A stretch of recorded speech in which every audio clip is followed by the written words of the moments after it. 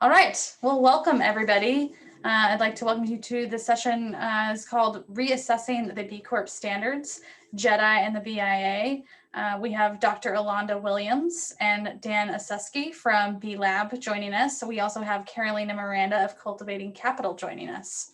I'm just going to let some more folks in here from the waiting room. Hey, everybody.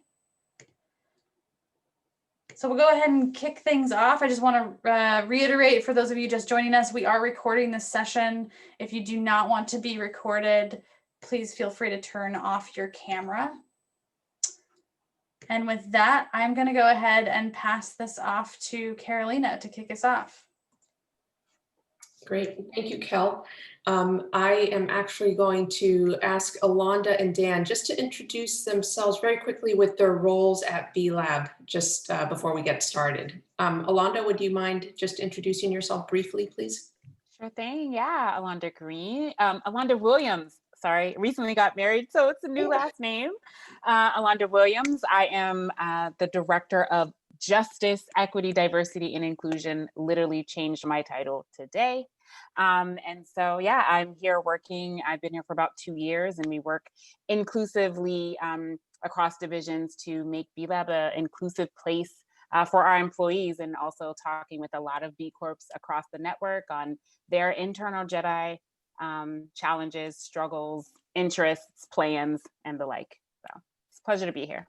Great, thank you, and congratulations, Ellonda. And hi, everybody. My name's Dan Osusky, and I'm the Director of Standards at B Lab. And so I work on overseeing the content of our B Impact Assessment and developing and improving our certification requirements. And I'm excited to be here with you all. And a big thank you to you, Carolina, for leading part of this, and also Kel and the rest of the team for what looks to be a really awesome build event for everyone.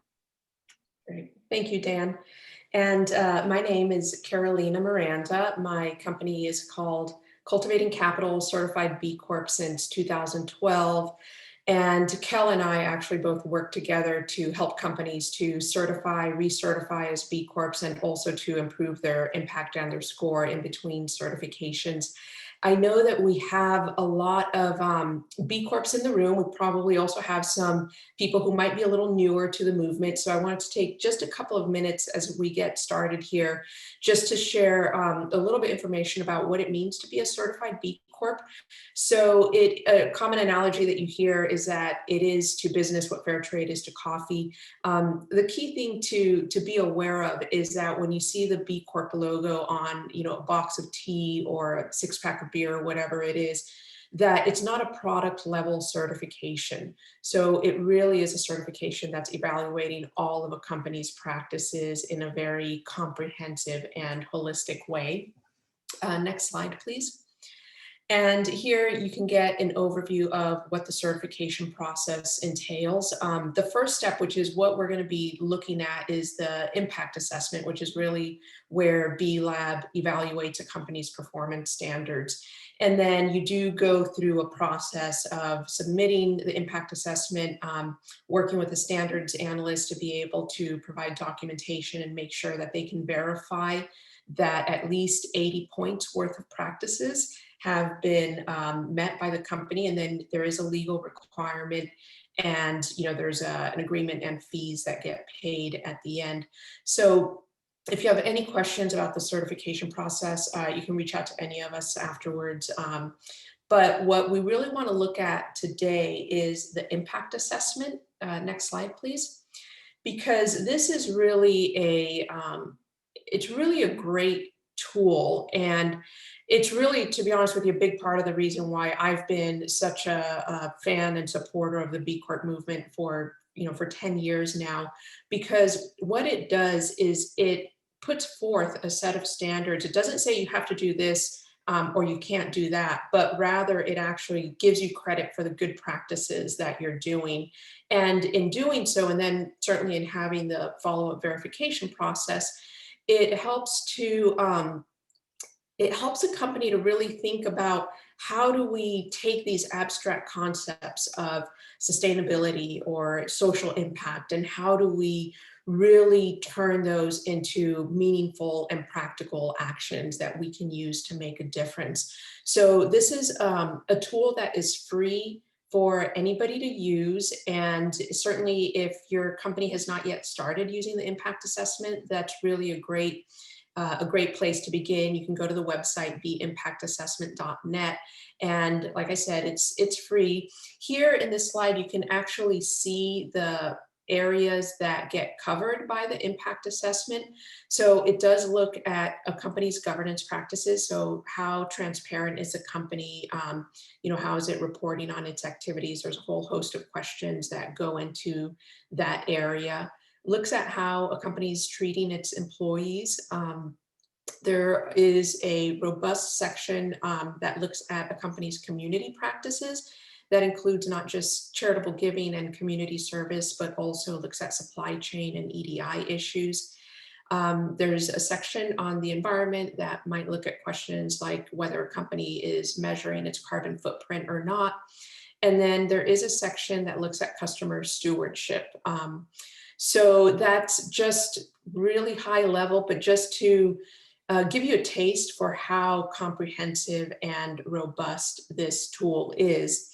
And as I mentioned, Kel and I are basically looking at the impact assessment every day with different clients. And it's really something that came to my mind this spring in the aftermath of when George Floyd was killed, and we were seeing all of the protests that were taking place. And I'm sure I'm not the only one who remembers kind of about a 48 to 72 hour period when it seems like every organization out there was issuing a statement kind of denouncing what had happened and, saying that they were, in support of, supporting diversity and equity. And I remember thinking two things at that time. One was, great. It's good that people are actually paying attention to what's happening and actually taking the time to address what's going on. But then the second thing that came to my mind is, okay, other than issuing a statement, what are they actually doing?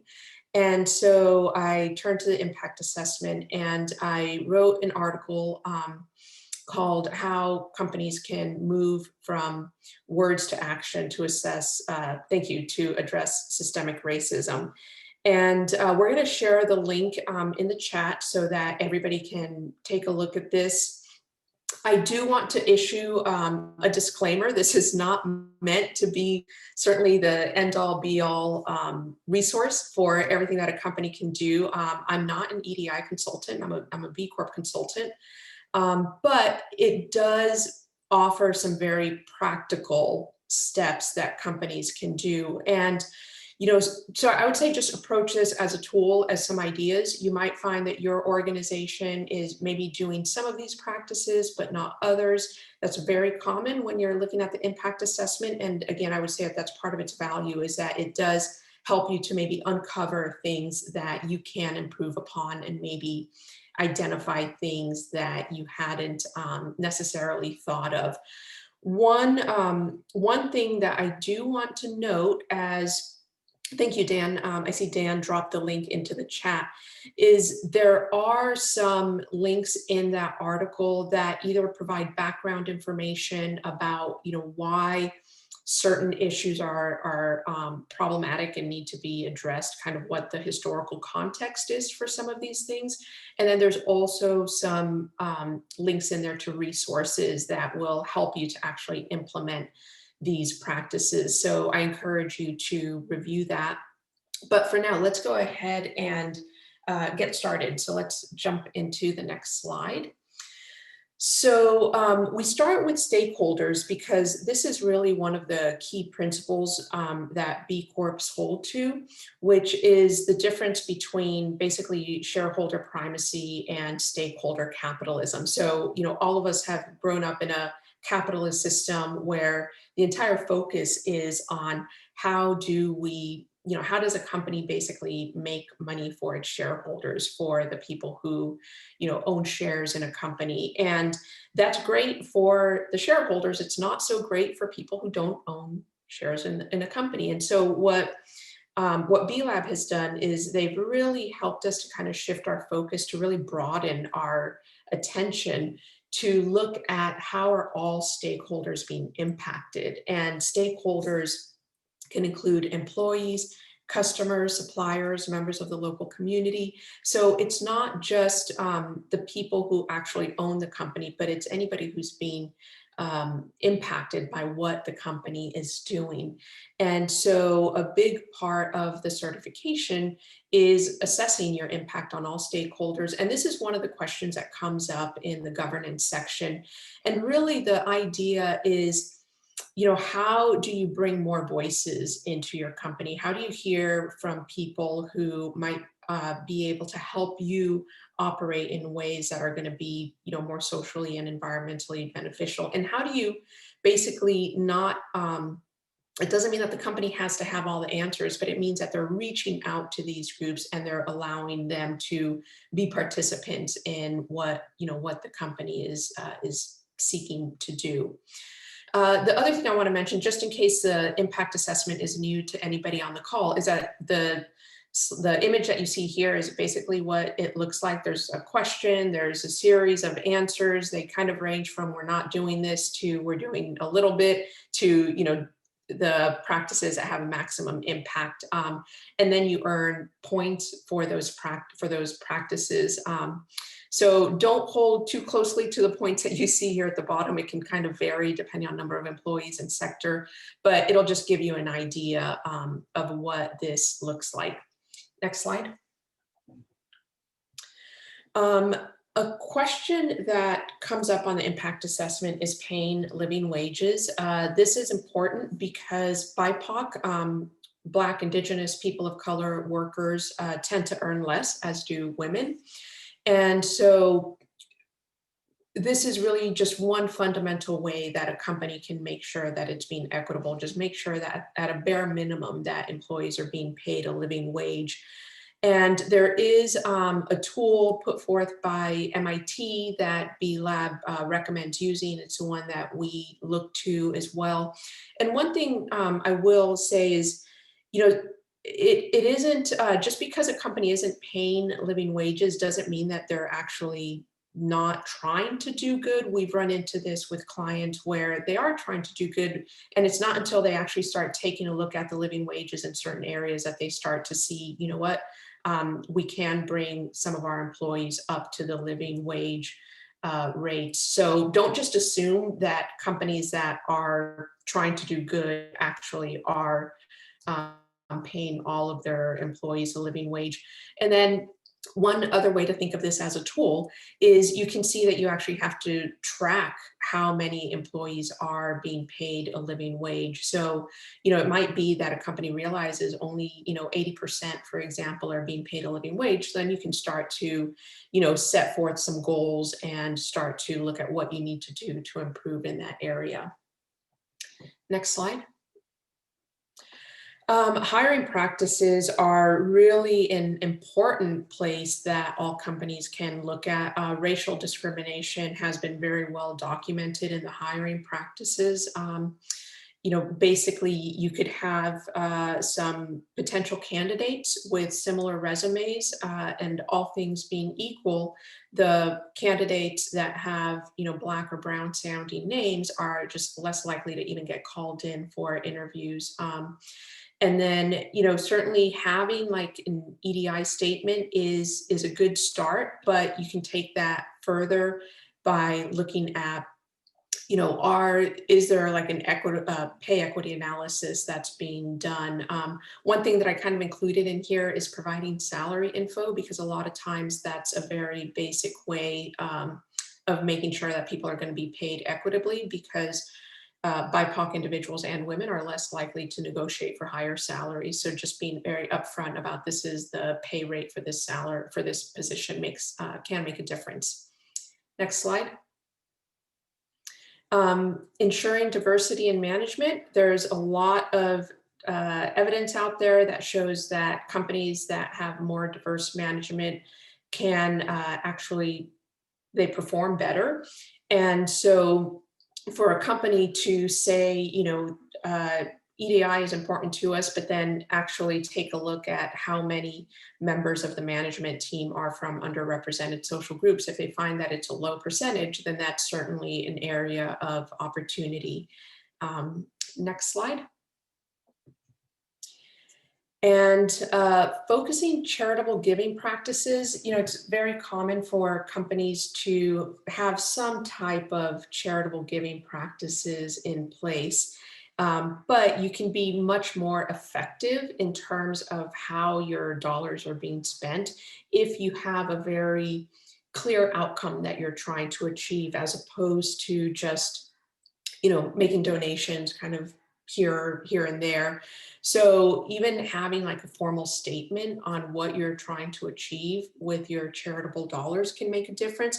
I think that in light of what happened this spring and a lot of those statements that were issued, this was, I think this is an area of opportunity for a lot of companies, so that rather than just making some, maybe one-off donations to groups that are trying to address white supremacy and otherwise promote social equity, they can decide, is this really something critical enough that we want to really formalize this as part of our giving program? So a lot of opportunities in that area.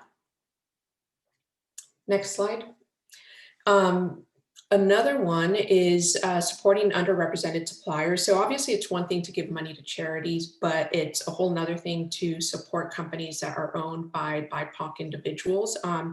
These businesses tend to face more challenges in just getting started because they're less likely to be able to receive capital. So when there is a company that is owned by BIPOC individuals, being able to hire that company to actually provide products or services for your company can be really an impactful way of shifting the flow of capital. And then, as with other practices, there's kind of starting points. Like you can at least just start by tracking diversity. Sometimes people don't even know how diverse their supply chain is, but once you've done that, you can actually start to set targets and perhaps build programs to actually promote that even further.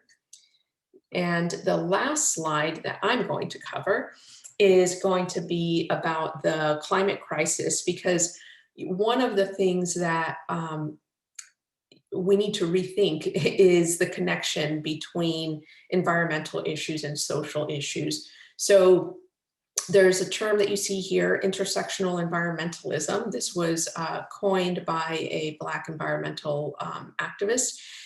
And it really speaks to the fact that these two issues are not operating, in a vacuum. They're not operating independent of each other. There's a whole host of reasons for it. One of them is that BIPOC individuals are more likely to be affected by climate change. And so when we think about the climate crisis, we really need to think about how do we center social justice issues and racial justice and put that at the forefront of what we're doing.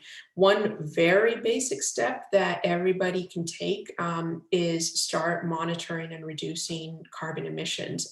It's not as hard as it sounds, but that's definitely a basic step. And then of course, there's a whole host of other things that companies can do.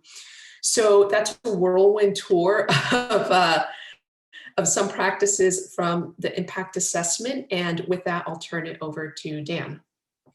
Thank you, Carolina. It's really wonderful to hear someone like you speak to the B impact assessment, having that on the ground experience, helping companies through it. I think it's a lot more valuable to the group than if I were even to speak about it. And so it's really great. And so with that, then why am I here for the group? What I want to emphasize as a part or addition to Carolina's share is there are a great many examples that have been highlighted around actions in our B impact assessment that can be driving the outcomes that we want to see around racial justice, et cetera. we also know that our standards, like what we look for in the companies that we work with to be continuously improving, also need to continuously improve themselves. And so one of our roles internally at B-Lab is to constantly think about how we ourselves are reflecting on the practices that we want to include, not just in our organization, but in the standards and the tools that we offer for other businesses to apply. And so with that, there's a variety of processes that we do have in place to address those. At the highest level, we have an independent standards advisory council that actually determines what goes into the content of this. When we develop new versions on a regular cycle, which is usually about every 3 years, we undertake input and receive thousands of pieces of feedback each year. We do testing and public comment periods and things like that. And what we thought would be really, really interesting in this moment with you all is to do a little bit of a reflection exercise into some small groups with an aim to both create some space for you all to reflect around what you see as best practices, both within your organizations and what you potentially might like to do. But also simultaneously sort of allow me to be a fly on the wall and listen to some of those reflections to continually think about how we can improve those standards. And with that in mind, I just want to share 3 specific things that we have been exploring related to our standards on this particular topic. The first is that we know we should always be doing more to incorporate marginalized voices in our own standards. And so we're also undertaking in the near term a pretty specific JEDI, justice, equity, diversity, inclusion review of our standards and a lens throughout our entire assessment to really think about where there might be some specific opportunities for improvement there. We've also, and I think this is something that I'm allowed to share, but been exploring the potential development of a specific racial equity management tool that would be a potential subset of the B-Impact assessment to really focus on some of these practices and dive deeper into them. And then the third is we're also doing some relatively big picture thinking about what the future of our overall certification requirements should be for the next decade or so. And so I won't share too much details on that, but if you're interested, I think we will expect to have some broader announcements about that in the future. But now on to our particular time together and our next steps. If we move to the next slide, what we'd like to do is break you all out into some small groups to really address just 3, not too many questions, but some relatively meaty, deep questions for reflection about these types of practices. Starting with what are some of the practices that you might be most proud of or that you feel like you already have within your organization? The second is, what do you see as some of the barriers to these efforts and to incorporating different voices and accomplishing some of our goals around justice, equity, diversity, inclusion within your organization? And then third is what might be most important? Like what if we wanted to try to identify what are the big things that all businesses should be doing? What do you think those might be? And so we're going to break out into small groups, and we've got a nifty little quick way to identify a facilitator and a note taker for each group, in that we're going to ask the person with the birthday that's earliest in the year to be the facilitator, and the person with the latest birthday in the year to be the note taker, just so everyone can be clear about what their potential roles are. We'll allow for that breakout, and then we'll come back as a large group to create the space for different groups to share a few key reflections from their conversation for us to sum up. Welcome back, everybody. We hope that you were able to navigate the reflection questions and the documents and things like that as necessary. We have about 10 minutes left before we wrap up this session, and so what we'd love to do is just create some space for anyone to share any of the specific takeaways they had from their conversation, and specifically what I suggest we do is orient them by each of the reflection questions. So does anyone from any of the groups want to share any key takeaway that they had from the first question around really exciting inclusive practices that they themselves are really proud of that they have in their organization, or that they heard from someone else in their breakout?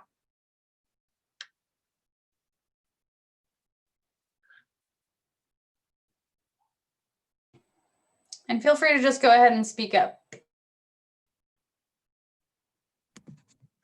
My name is Joel. I'm with Killing Pacific, and Casey with New Seasons was in my group. And I was very impressed by, he was talking about how New Seasons will work with women and minority-owned suppliers and small companies that have a product that they really like, and help them develop the product. He talked about how maybe helping with packaging and marketing to get them in the store. And then, they've seen success in seeing those companies grow. And then, now they're like a product we see everywhere. And I think that that's huge. That's great, Joel. Thank you for sharing. And that's a great example from New Seasons. Any other practices that people want to share, or should we move to the next question?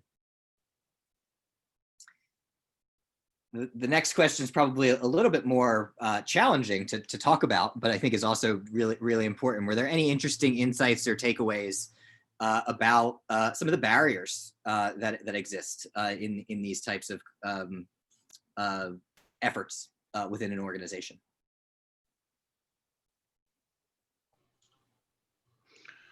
I have one. My name is Devin Nevius. I have a company called Upward Technology. We're a managed IT services company, so we act like a IT department for augmenting firms that aren't big enough to have their own internal IT department. We're hiring our 18th employee, and we've gotten to the point now where, in terms of hiring, it's more departmentalized. So no longer am I the right person to be involved with the whole hiring process. It really needs to be the manager of that group. And decentralizing, non-discriminatory or DEI-led hiring practices and culling of candidates and things like that. How you train to that, it is proven to be, I can't say it's a challenge, like we're making bad decisions, but it's not universally understood in the same way. And so how do you ingrain that down through a decentralized process? And that's been a challenge. Thank you for sharing. I'll leave a bit of space open if anyone else wants to share a challenge, or if anyone else wants to share a reflection for Devin to that challenge. Sure. I'm Kim, and in our group, interestingly, we're all solopreneurs. We don't work for companies. We are the company, and part of the discussion is that doesn't mean that we don't contract with people, purchase from people. And so it was about reaching for the margins early and first, and learning to be really inclusive in all the areas where we can make impacts with people, even though we're not hiring.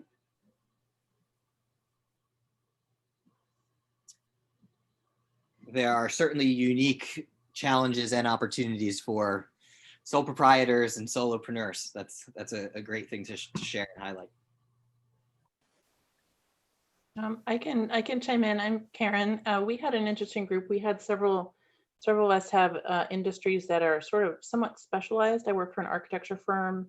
We also had an environmental consulting firm, advertising company, and we have trouble with our hiring, and if our pipeline is not diverse, it's hard for us to hire diverse candidates.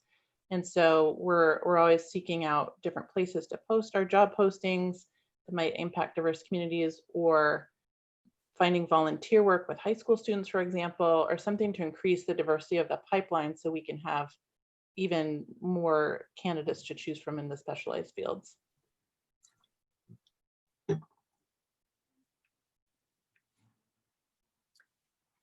And how about the third question here around what, in your reflections, might be some of the most important actions that can be taken? And if all businesses could be doing, just one thing, what might that look like?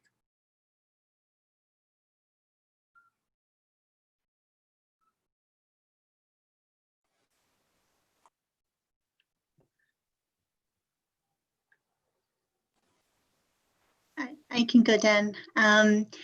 One of the things I thought too, as people are kind of, businesses were putting out statements, and then that kind of stopped and things kind of died down. I think even just going back to the basics and just having like a JEDI 101 training for your whole company. And I think, with some organizations, we're having a hard time, getting that buy-in from the top, whether it's supporting biopic suppliers because, they're not they're not necessarily what you would normally go to, but also having the patience with new suppliers as well, right? And so I think if some people actually have like kind of a bit more of the baseline kind of perspective from the top, I think that would just be super helpful, at least in the organizations that we have here in Canada.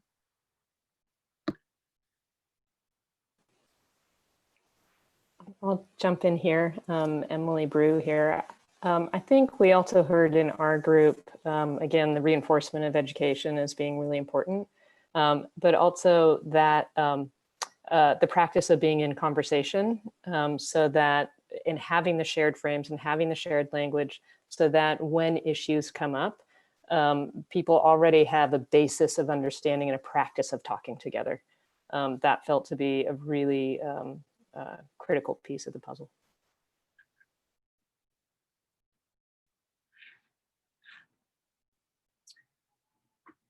And so I do know that we are coming up to time, and I'm looking towards Kel to understand how hard that time is. But what I would potentially suggest is, Carolina, I'm curious if you've got any concluding thoughts that you'd like to share, and same with you, Ellonda, if there's anything based on what you've heard that you'd like to emphasize or react to. I'll just quickly mention that our next thing is another DJ session from DJ Manny Fresco. So if you want to check out and go back to the main room and take a little dance break while you get up and stretch your legs, join us there. I just posted the link in the chat. But other than that, yeah, we can go ahead and wrap things up from Carolina and Ellonda. I really like, I would love to close on reaching for the margins early and often, like that early and first, that like really stuck out to me, and to challenging yourself to think about, right? It's a challenge for some of us to think about where EDI shows up, where justice shows up, like how I don't see it, and really challenging yourself to do so. So I really like the idea about being a solopreneur and saying, I don't work with anybody else, it's just me. Challenging yourself to think about where those intersections are and reach for the margins early and first. That's cool. Thanks. Yeah, and I'll just say there's a lot of resources out there. Lean into the B Corp community. For those of you that are already B Corps, there's discussions on the Beehive. There are webinars that are taking place.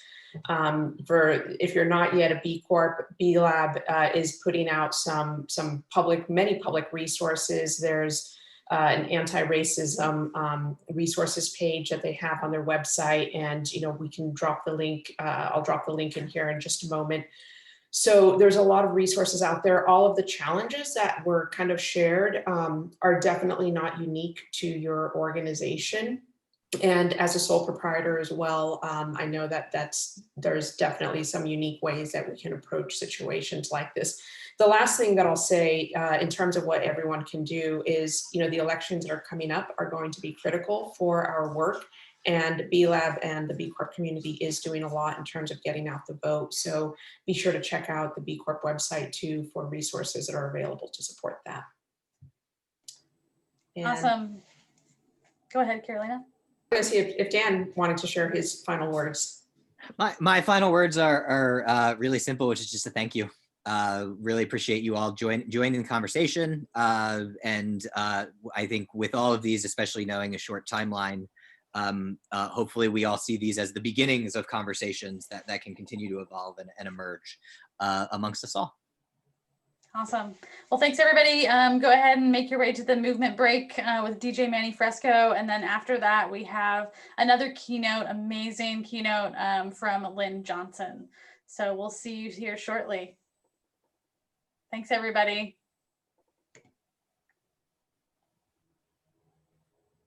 And thanks Dan and Ellonda and Carolina.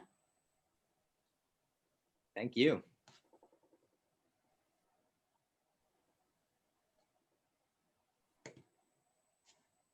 Bye-bye.